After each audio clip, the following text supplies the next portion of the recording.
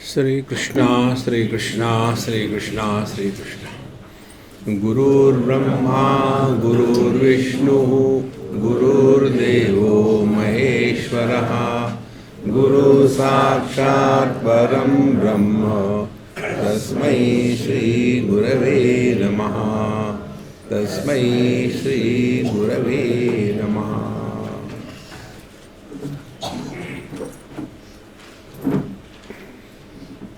परमात्मा की अनंत शक्तियाँ विस्तार को प्राप्त होकर के इस सृष्टि का निर्माण होता है और इन सभी शक्तियों को इकट्ठा करके प्रभु में लीन हो जाना, ये हमारे जीवन का लक्ष्य होना है।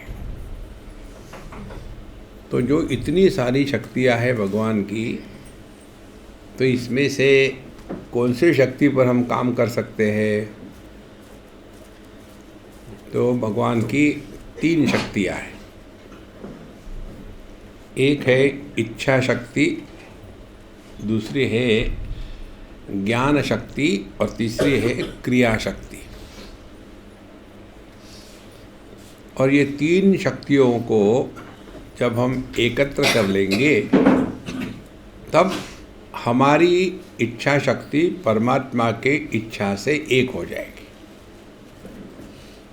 माने परमात्मा इच्छा रहित सत्ता है तो हम भी सभी कामनाओं से मुक्त हो जाएंगे। इसके लिए आध्यात्मिक साधना करी जाती है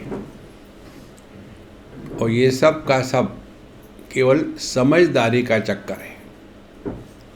यदि हमारी समझदारी ठीक हो तो ये बड़ा आसानी से हो जाता है। उसमें प्रयत्न नहीं, उसमें परेशानी नहीं, उसमें प्राप्ति नहीं, उसमें पूर्णता है। इसलिए समझदारी आवश्यक है। हम चाहे इसको जाने या न जाने, ये शक्तियाँ हम सब में हमेशा कार्यान्वित रहती है। लेकिन ये शक्तियाँ इस प्रकार से कार्यान्वित रहती है कि जिसके द्वारा हम इन्हीं शक्तियों में फंस जाते हैं। जैसे हम कार चला रहे हैं, लेकिन वो कार को कंट्रोल करने की क्षमता यदि हम में ना हो तो उसी कार के द्वारा हम अपना सत्यानाश कर लेते हैं।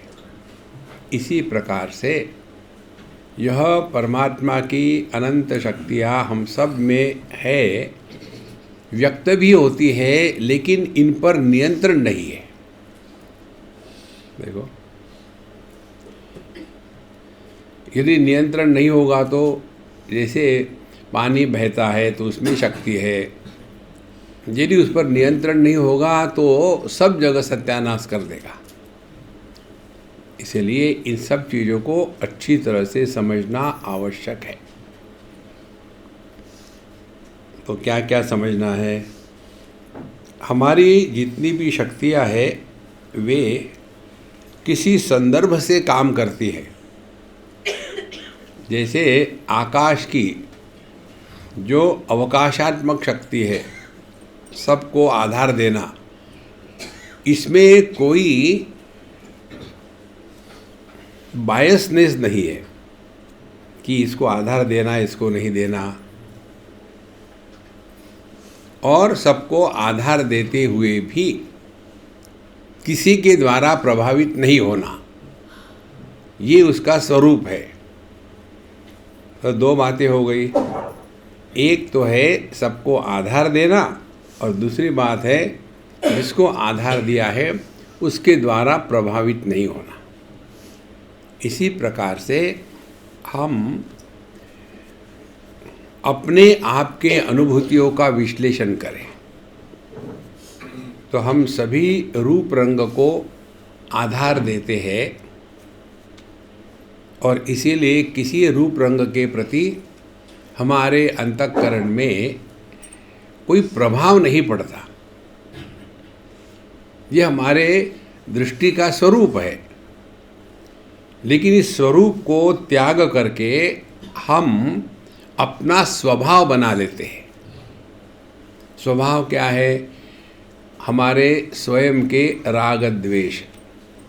मुझे अमुक वस्तु अच्छी लगती है, अमुक नहीं लगती।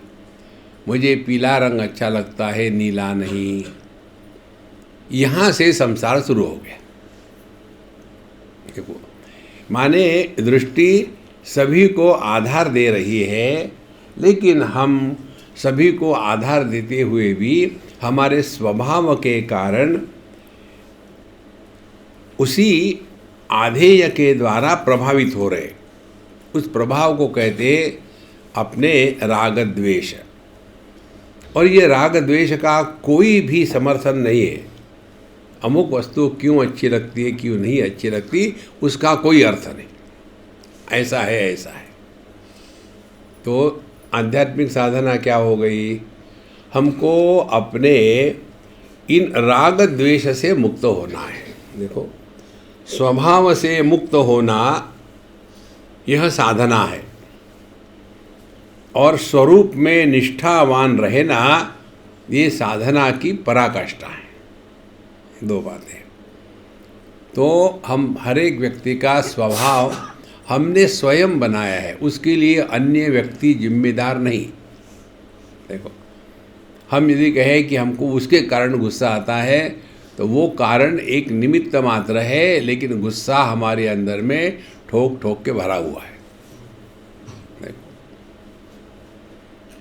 ये सब बातें हमको समझनी है।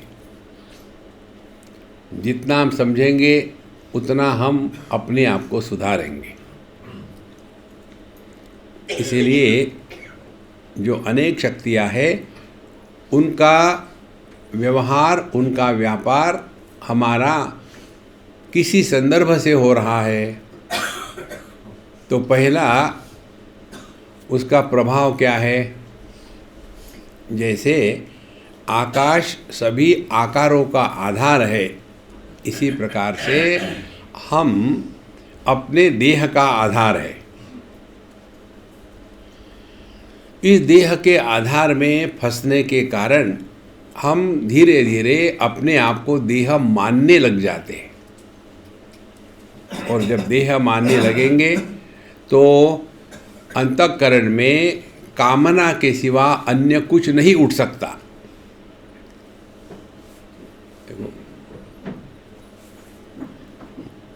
और जहाँ हमने देह मान लिया, अपने आप को जाना नहीं, माना है, फिर ये जो शक्तियाँ हमारी है वो काम में आ जाएगी।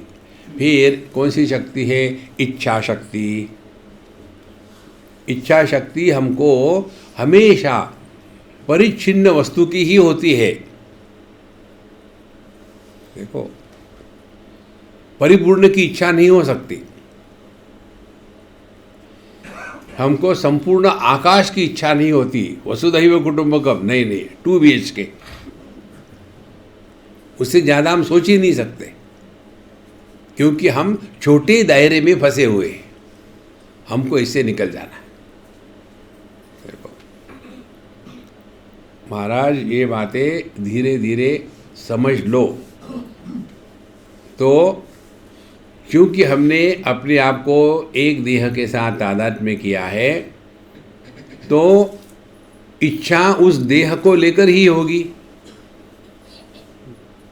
तो क्या होगी देह को लेकर के इच्छा? वही देश काल वस्तु व्यक्ति परिस्थिति को लेकर के।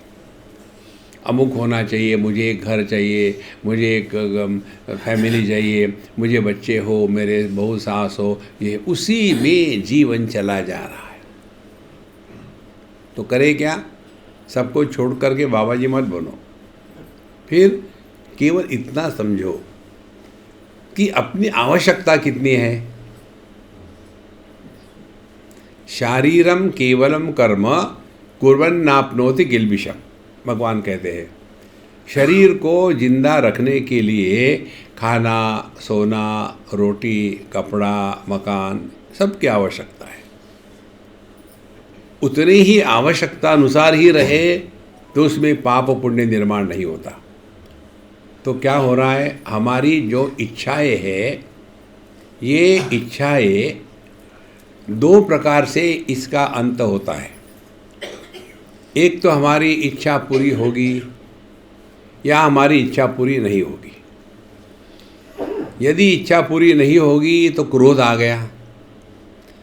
क्रोध आ गया तो हमारी जो अनंत शक्ति है परमात्मा की, वो गलत दिशा में जा रही है, क्रोध में नष्ट हो रही है। देखो, तो क्या हो गया, क्रोध के कारण आनंद का प्रकट होना बंद हो गया, दुखी हो गए, संसार शुरू। इसीलिए ध्यानमय जीवन का तात्पर्य क्या हो गया कि हमने कुछ चाहा और वो पूरा नहीं हुआ, जिस कारण से उसके प्रति क्रोध,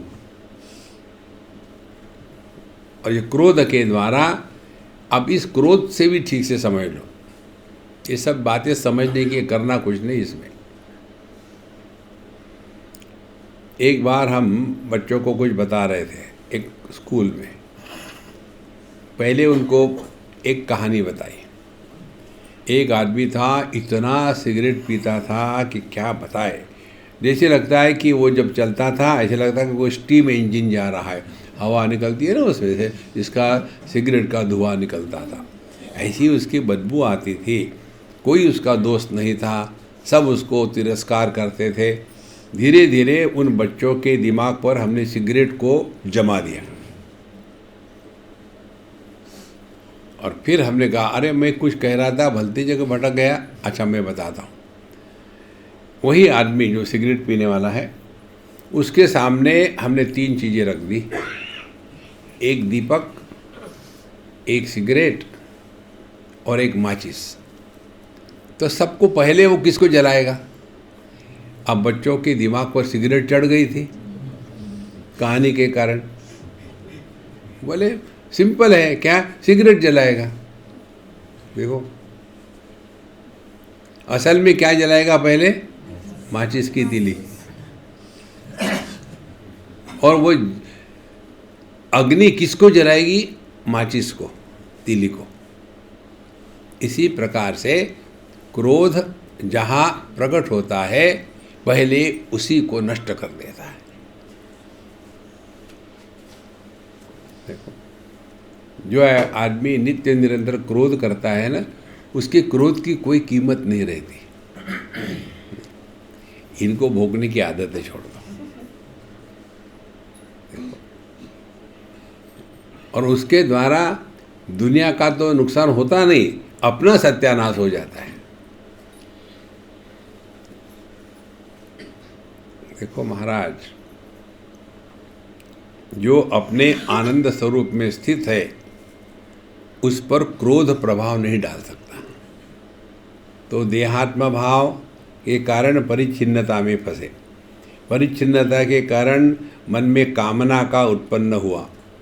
कामना आ गई तो कर्म करने लग गए। तो अविद्या, देहात्म भाव, उसका प्रभाव काम या कामना, कामना का प्रभाव कर्म। ये जो 3 बातें हैं, अविद्या, काम, कर्म, इसी को कहते हैं हृदय ग्रंथि। और इसी हृदय ग्रंथि में हम सब फंसे हुए हैं। अब ये कामना का दूसरा स्वरूप है। माने एक तो क्रोध के द्वारा प्रेरित होकर के हम काम करते हैं, और लोभ के द्वारा प्रेरित होकर के काम करते हैं। तो जब लोभ के द्वारा प्रेरित होकर के काम करेंगे तो उसमें से विड्रॉ होना, रिटायर होना असंभव है। जिंदगी भर उसी में लगे रहते हैं, और चाहिए और चाहिए, उसका कोई अंत नहीं। इसके द्वारा इस जगत को हम सत्य के रूप में स्वीकार करते हैं। इसीलिए ये 3 चीज़ों से अपने को मुक्त करना समझदारी से, यह है ध्यानमय जीवन। 3 चीज़ों से मुक्त करना है। तो शुरू कहाँ से हुआ? हमारी जो अनंत शक्तियाँ है, ये छोटे से देह में फंसी हुई है। फिर उसके बाद अब ये हो गया एक भाग। दूसरी बात, जब यही अनंत शक्ति देह से अलग होकर के है तो क्या होगा? तो इस अनंत शक्ति में दो बातें हैं। एक वही इच्छा शक्ति, ज्ञान शक्ति और क्रिया शक्ति। जब छोटे देह में नहीं फंसे तो इच्छा छोटी नहीं होगी। अनंत की इच्छा माने इच्छा का अभाव। देखो, हमारे इंद्रिय मन बुद्धि केवल परिच्छिन्न को ही ग्रहण कर सकते हैं। अब इच्छा ये हो प्रभु प्राप्ति, दुनिया में वस्तु चाहिए वो भी इच्छा है, प्रभु प्राप्ति वो भी इच्छा है। फिर चिंतन शुरू हो गया।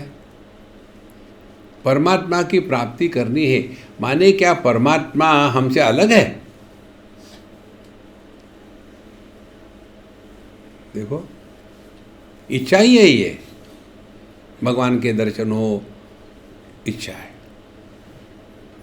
और ये इच्छा शुरू होती है, हमने समझ लिया है कि परिच्छिन्नता में परिपूर्णता नहीं आ सकती, और फिर हम करते हैं इच्छा। अनंत की इच्छा करना माने क्या? अब अनंत क्या है इस दुनिया में? इस दुनिया में अनंत है आकाश। तो हम अपने मन को अब आकाश में लगाएंगे।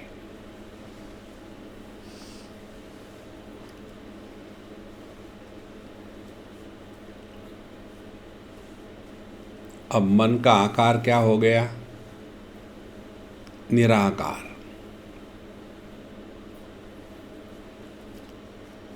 निराकार का आदि मध्य और अंत नहीं होता। निराकार का कोई आकार विशेष नहीं होता। मन को बिना आकार के रहना असंभव है। पानी बिना आकार के बर्फ नहीं बन सकता। आकार युक्त पानी को ही बर्फ कहते हैं। देखो, तो जो शुद्ध चैतन्य है वह जब परिच्छिन्नता को ग्रहण करने लगेगा तो उसी को मन कहते हैं। अब इस मन को परिच्छिन्नता से हटा देना है। अब अनंत यह विषय मन को दो। तो अनंत क्या है? आकाश। आकाश क्या है? जिसको आकार नहीं, आदि नहीं, मध्य नहीं, अंत नहीं, विकार नहीं, प्रकार नहीं, संस्कार नहीं, यह आकाश। अब मन को उसमें लगा दिया। आकाश का अनुभव कैसा होगा?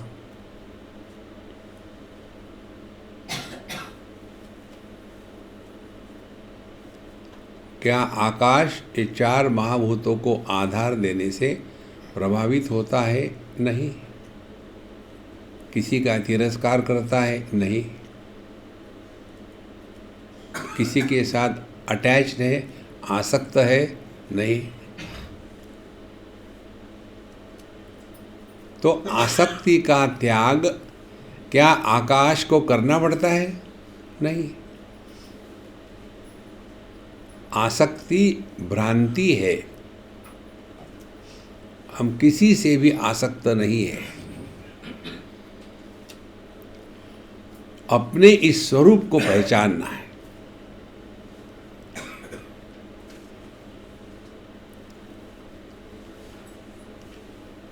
दृष्टि सभी रूप रंग को प्रकाशित करती है, आधार है, लेकिन किसी के भी प्रति आसक्त नहीं है। वैसे सभी विषय अपने अपने इंद्रियों के द्वारा प्रकाशित होते हैं, उनको आधार होते हैं, लेकिन किसी भी विषय के द्वारा इंद्रिय प्रभावित नहीं होते। किसी भी इंद्रिय के द्वारा मन प्रभावित नहीं होता।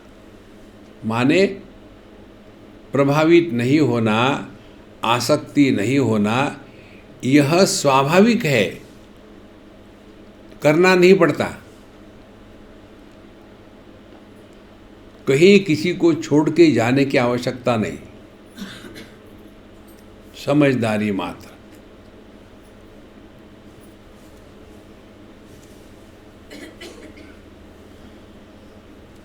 आसक्ति होती है देश काल वस्तु को लेकर के, और जब हम केवल वर्तमान में रहते हैं परिपूर्ण रूप से, तो आसक्ति से मुक्त हो गए।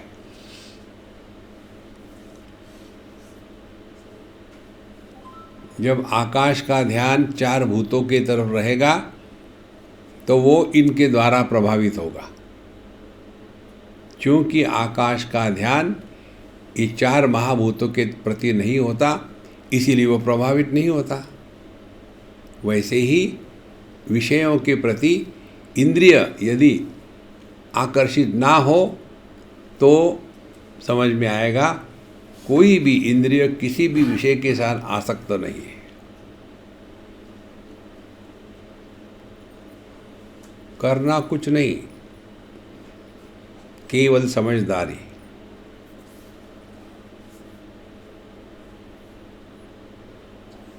और जैसे ये समझदारी सूक्ष्म हो जाती है, तब साधना क्या करनी है किसी को पूछने की आवश्यकता नहीं। आपको अंदर से ही सब कुछ प्राप्त हो जाएगा, पता चलेगा। तो हम में क्या क्या समस्या है? एक तो समस्या है आत्मविश्वास की, बड़ा कठिन है, हम नहीं कर सकते। देखो, क्लैब्यम मास्मगम पार्थ न एतत्वै उपपद्यते। नहीं, कैसे कर सकते? साधना क्या गधे घोड़े करेंगे? हमको ही है।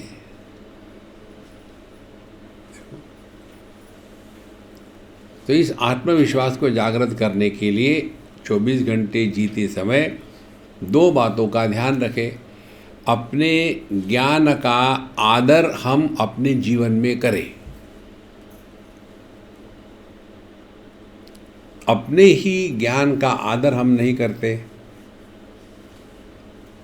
और इसीलिए हमारा ज्ञान एक दिशा में जा रहा है और हमारी क्रियाएं दूसरी दिशा में जा रही है। ज्ञान ये है कि क्रोध नहीं करना चाहिए, वो हानिकारक है, और करते क्या है, छोटी छोटी बातों को लेके क्रोध करते हैं। फिर ये दृढ़ हो जाता है, नहीं मैं क्रोध को नहीं रोक सकता, क्या करूं बताओ। एक ही कारण है, हमने अपने ज्ञान का आदर नहीं किया। यदि यह ज्ञान शक्ति और क्रिया शक्ति साथ साथ होकर के चलती है तो उसी को आत्मविश्वास कहते हैं। आत्मविश्वास माने दोनों को इकट्ठा लाना, ज्ञान और क्रिया। और ये एक चीज में नहीं, 24 घंटे में यही। देखो, फिर आपको समझ में आएगा ज्ञान क्या है। रूप रंग शब्द स्पर्श। क्रिया क्या है, उसके ऊपर कमेंट्री शुरू। तो हमको क्या बताया है, देखो सुनो मत बोलो, ज्ञान है। बड़ा तबला पेटी बजा करके कहते हैं, लेकिन जीवन क्या है, मुंह बंद नहीं होता।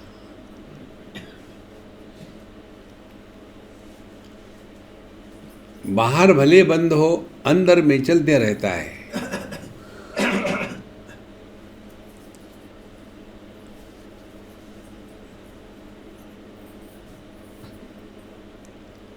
जैसे पेशेंट को बताया जाता है, अब आपको डायबिटीज़ बहुत हो गई है, इसके बाद 1 चम्मच चीनी चाय में लोगे तो अपने क्रिमेशन का बंदोबस्त कर दो, उसको ज्ञान हो गया।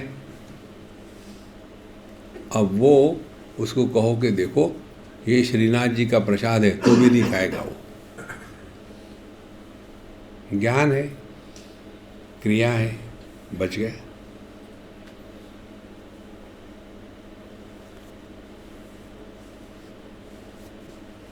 तो जैसे हम लोग पढ़ रहे हैं तिजुबिंदु उपनिषद में, कोई भी हो, यम नियम आसन धारणा ध्यान समाधि प्रत्याहार कुछ भी हो, इस सब का सब तात्पर्य अपने स्वरूप में समझदारी से वापस आना, क्योंकि ना समझी से हम बाहर भटक रहे हैं।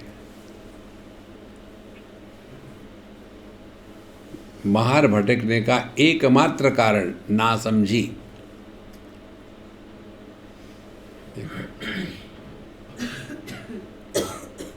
इसीलिए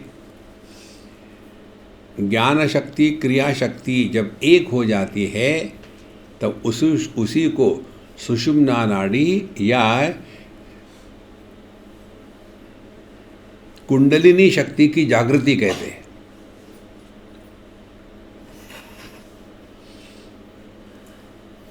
और वह कौन सी है? वो है इच्छा शक्ति। अब हमारी इच्छा शक्ति अनंत इच्छा शक्ति से अलग नहीं है। देखो, और इसीलिए ऐसे महात्मा किसी को भी कहते हैं हो जाएगा तुम्हारा काम, हो जाता है। कैसे? हम कहते हैं तो कुछ नहीं होता, क्योंकि उनकी इच्छा शक्ति अब अनंत की इच्छा शक्ति से मिल गई। देखो, धीरे धीरे धीरे धीरे ये बात समझ में आती है।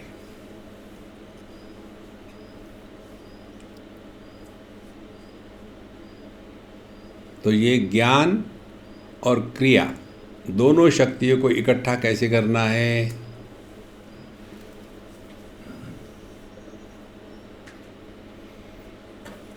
ज्ञान ये है, मन अव्यक्त है, शब्द व्यक्त है।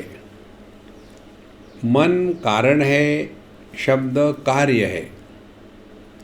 मन एक है, शब्द अनेक है। तो शब्दों से हट करके मन में प्रवेश करना है। मन के द्वारा प्रभावित नहीं होना, मन में प्रवेश करना है। तो उसके लिए हम लोगों को बताया दो बातें। पहले शब्द का निर्माण करना माने क्रिया शक्ति, और शब्द का श्रवण करना माने ज्ञान शक्ति। अब इन दोनों पर कार्य करना शुरू करना है। तो पहला ज्ञान, फिर क्रिया होती है। तो ज्ञान क्या है?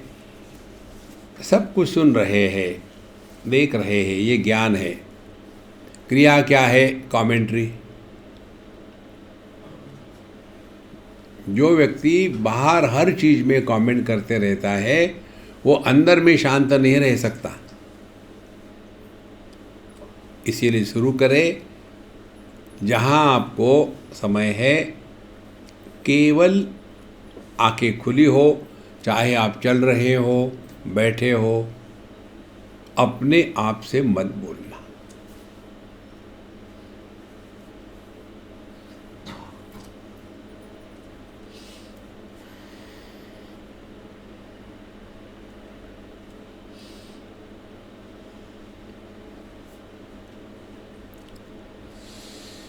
और इसको और दृढ़ करने के लिए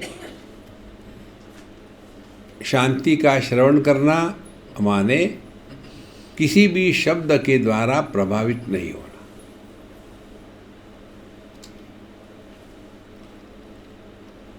दो बातें।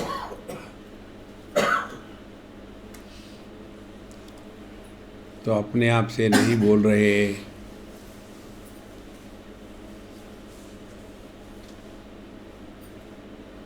और शांति को श्रवण कर रहे हैं।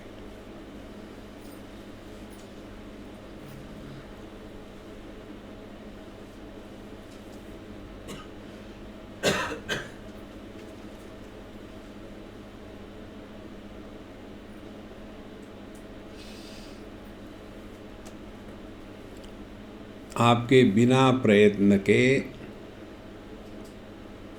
धीरे धीरे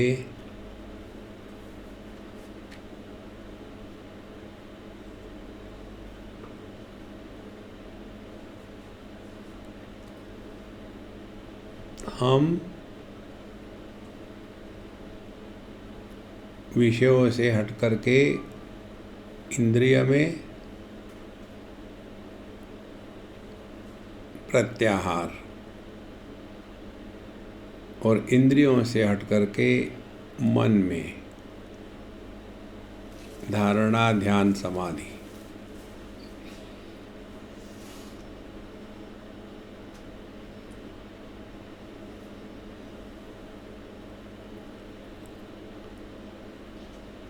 और यह मन अब ना तो शब्द निर्माण कर रहा है और ना शब्द का श्रवण कर रहा है।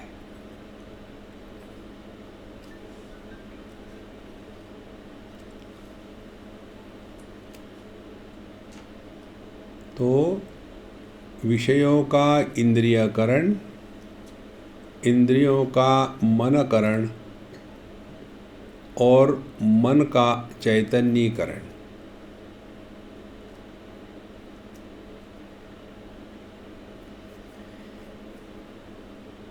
क्योंकि चैतन्य ही मन और मन ही इंद्रिय और इंद्रिय ही विषय।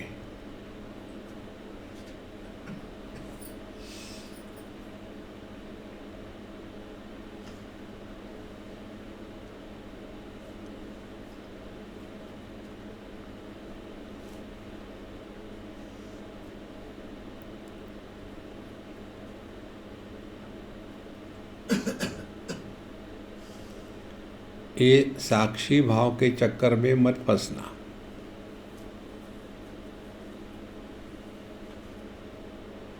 उदासीन वदासीनम असक्तम तेषु कर्मसु। उदासीन रहे। उदासीन माने उत आसीना। हम सभी द्वंद्वों के ऊपर उठ गए। जब शांति का श्रवण करते हैं तो शब्द के भाव अभाव से अप्रभावित रहते हैं।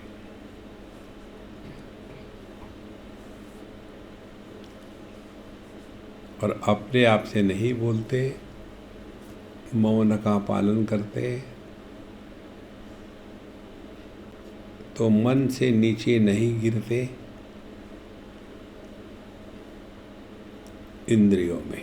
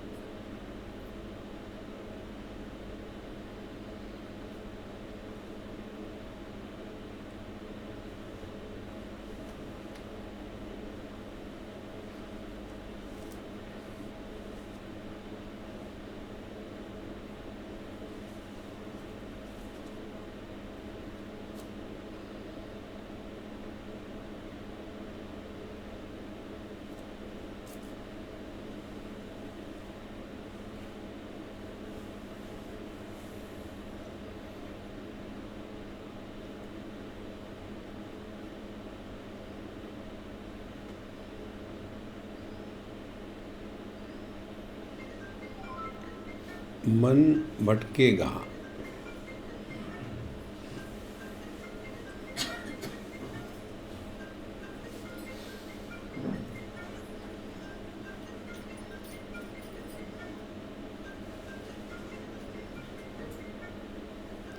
उसके द्वारा विक्षेपित नहीं होना। फिर वापस आ गए।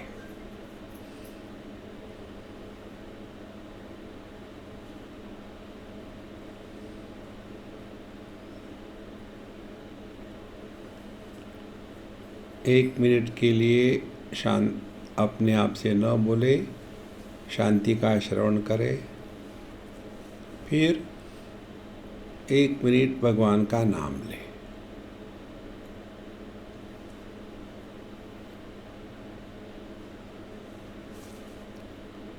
फिर 1-2 मिनट शांत रहे, अपने आप से ना बोले।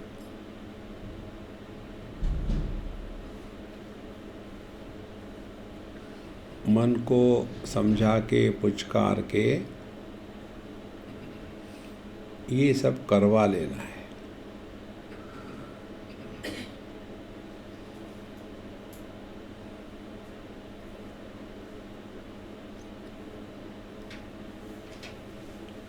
अब आप देखेंगे अपना ही अनुभव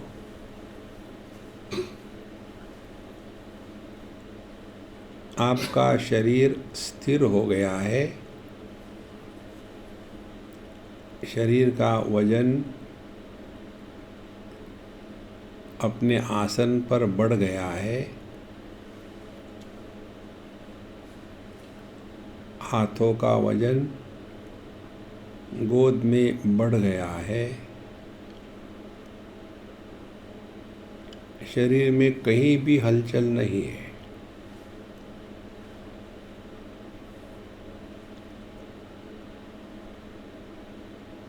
कारण अब आपके मन ने देह के साथ तादात्म्य रहते हुए भी देह से अन्य हो गया है। माने मन देह के आकार को त्याग करके समष्टि मन में विलीन हो गया है।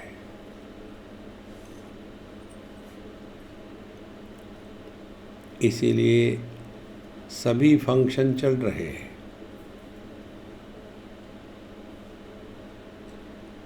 क्योंकि अब देह से आत्मीयता समाप्त हो गई।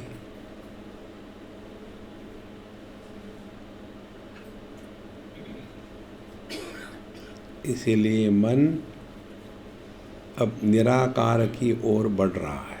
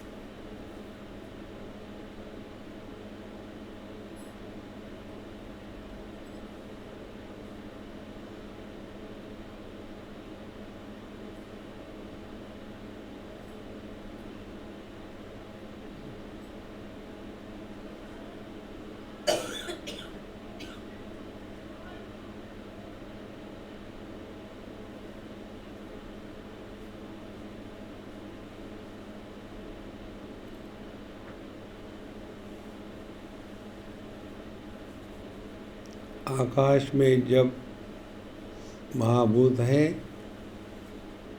तो आकाश को कुछ मिलता नहीं,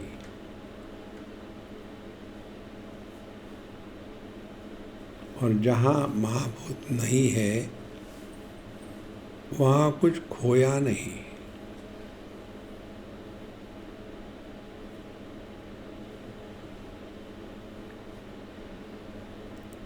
इसी प्रकार से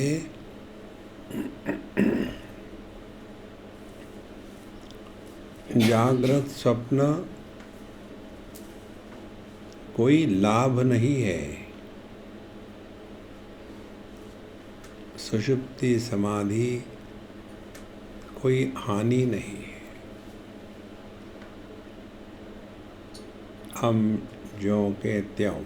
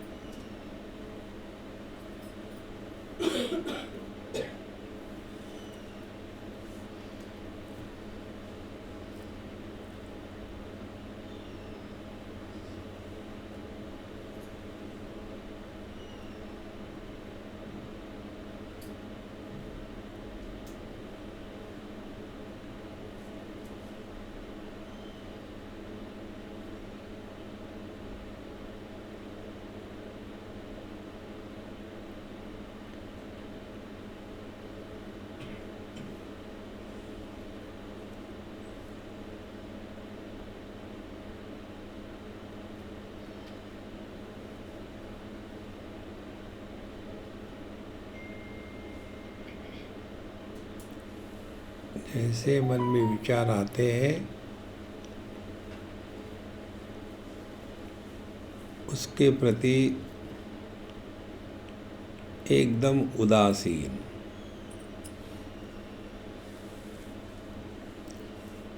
विचार आना माने बोलना।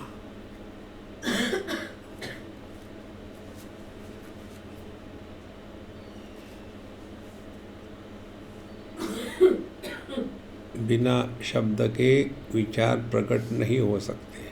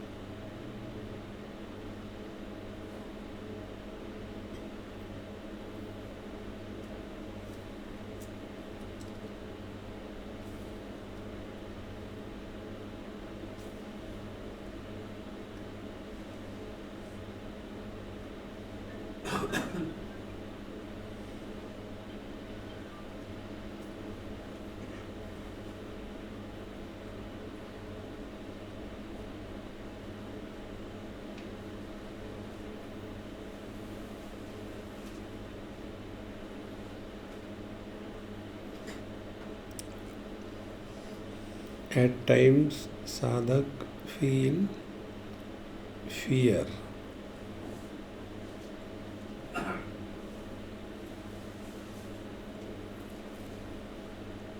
There is nothing to be afraid of.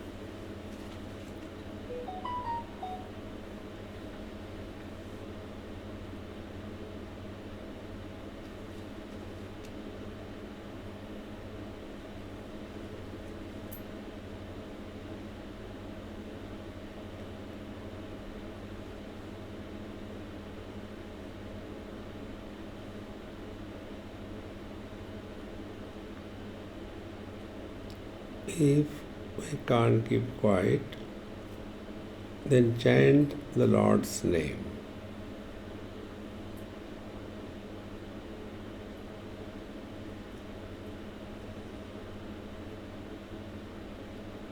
Without an eye on how many times.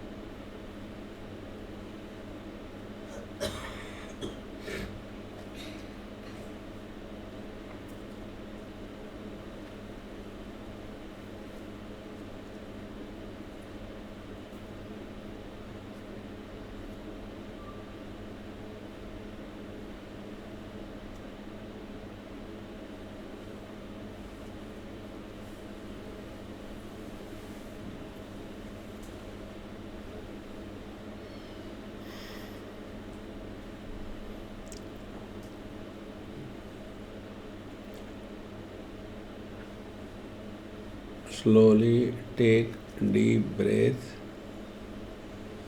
2-3 times and see how our mind takes the shape of the body.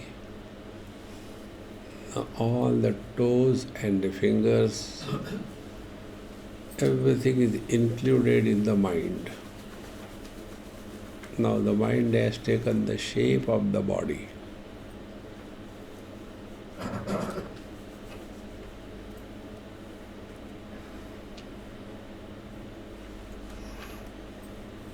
Move the fingers, toes.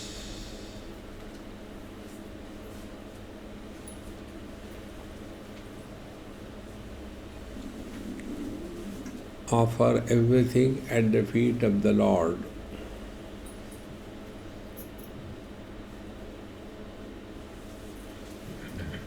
Don't make any memory of this experience.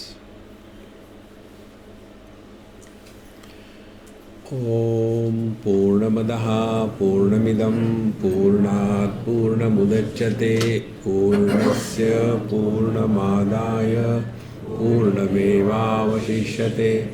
Om Shanti Shanti Shanti. Hari Om Shri Gurubhyo Namaha. Hari Om.